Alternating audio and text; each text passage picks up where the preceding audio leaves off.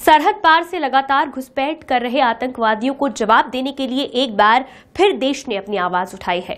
मंगलवार को दबंग दुनिया समूह के श्रद्धांजलि कार्यक्रम में शहर के गणमान्य जनों ने एकमत होकर देश के दुश्मनों को जवाब देने की बात कही।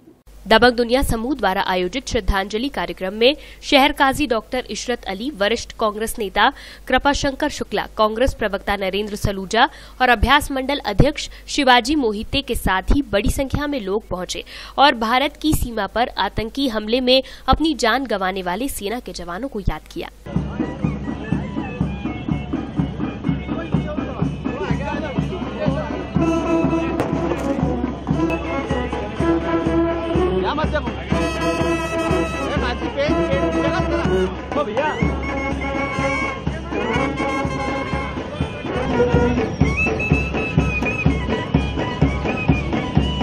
कार्यक्रम में मौजूद गणमान्य जनों ने एक साथ देश के दुश्मनों को जवाब देने के लिए अपनी आवाज उठाई। मैं सोचता हूँ भारत सरकार को इस मुतालिक सख्त फैसला लेना चाहिए,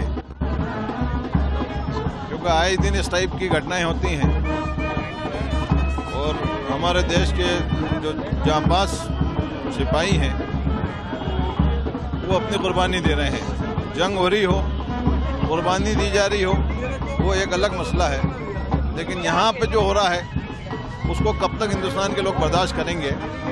मेरा सिर्फ इतना कहना है कि भारत सरकार को इस संबंध में बड़ा निर्णय लेना चाहिए ताकि मुस्तकिल हल निकले इसका।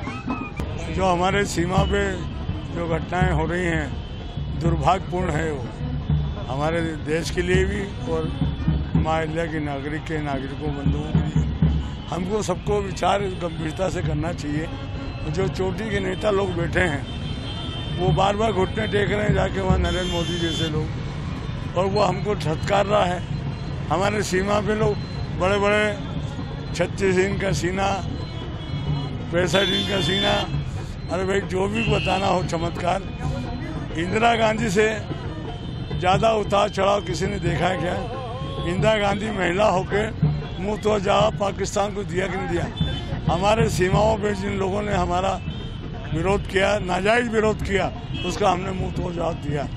आज वो परिस्थिति है, हम बढ़ चढ़ के बात कर रहे हैं कि 2 लाएंगे तो 1 दर्जन ले आएंगे, 1 दर्जन होगा तो हम इतना कर लेंगे।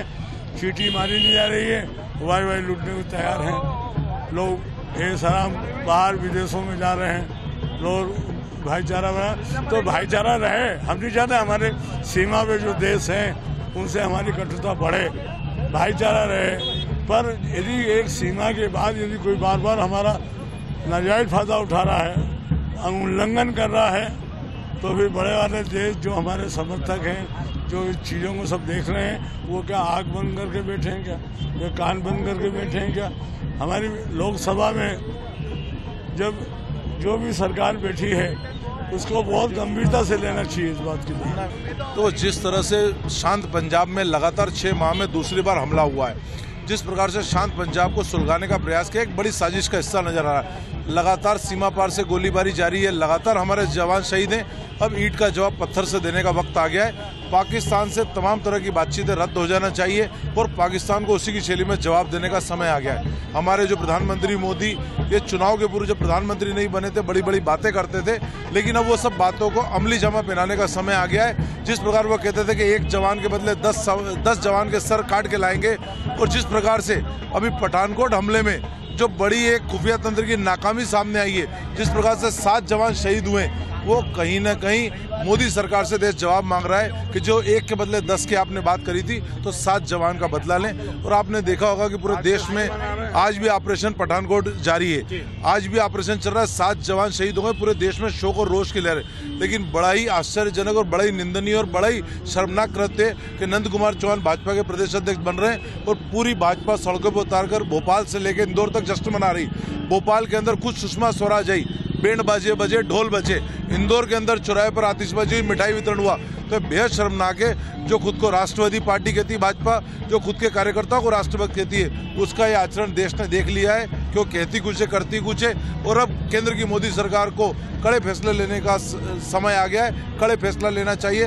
और पाकिस्तान के प्रति जो उनका चुनाव के पहले का रुख था, उस रुख को अमली जामा पहनाने की आवश्यकता है। वहीं आम लोगों ने भी देश में लगातार बढ़ती आतंकी घटनाओं की निंदा की और आतंकवाद के खिलाफ सरकार से ठोस कदम उठाने की मांग की। जो शहीद हुए हैं उनको मैं आज के दिन श्रद्धांजलि देने आई हूं। हमारे देश के जो जवान शहीद हुए हैं वो घटना अब न हो। उन लोगों जो शहीद हुए हैं उन लोगों को हम लोग श्रद्धांजलि देने आए हैं। आतंकवाद खत्म होना चाहिए आने वाले समय में।